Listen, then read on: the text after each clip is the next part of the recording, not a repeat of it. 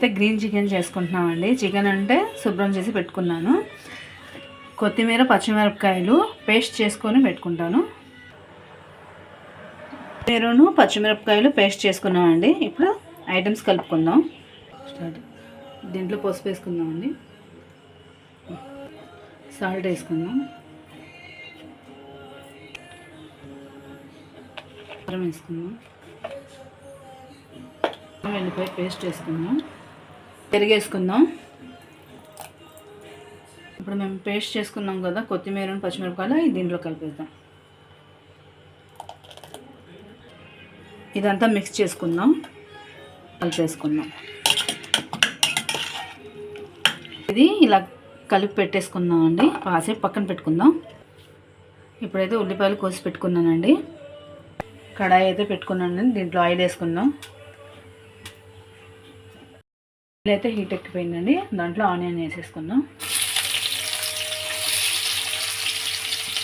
ఒకసారి కలిపేద్దాం.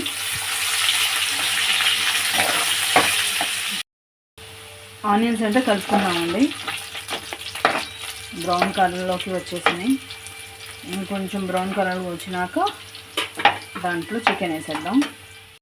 ఇప్పుడు చికెన్ వేసుకుందామండి.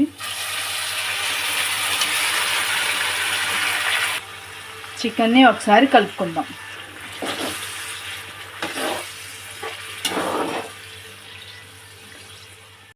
అయితే మూత పెట్టేసుకుందాం. ఇప్పుడైతే ఎలా ఉందో చూసుకుందామండి. ఒక్కసారి కలుపుకుందాం. ఇది వాటర్ అంతా ఇదవ్వాలండి, కొంచెం వాటర్ ఎక్కువ ఉంది. ఎలా ఉందో చూసేసుకుందాం. ఇప్పుడు దీన్ని ఒకసారి కలుపుకుందాం. దీంట్లోకి చికెన్ మసాలా వేసుకుందాం అండ్ గరం మసాలా. ఇప్పుడైతే కొత్తిమీర వేసేసుకుందాం. దీన్నైతే ఒకసారి కలిపేసుకుందాం. నేనైతే అండి ఫుడ్ కలర్ అంటే వేయలేదండి. నేను ఉప్పుగా మామూలుగా ఇలా చిన్నగా చేశాను. కొంతమంది ఉంటే ఫుడ్ కలర్ వేసుకుంటారు, నేను వేయలేదు. మీరు వేసుకోవాలనుకుంటే వేసుకోండి. 2 నిమిషాలు మూత పెట్టేసి పక్కకి వెళ్ళిపోదాం. ఇప్పుడైతే మూత తీసి చూసుకుందాం. ఇప్పుడైతే చికెన్ రెడీ అయిపోయిందండి.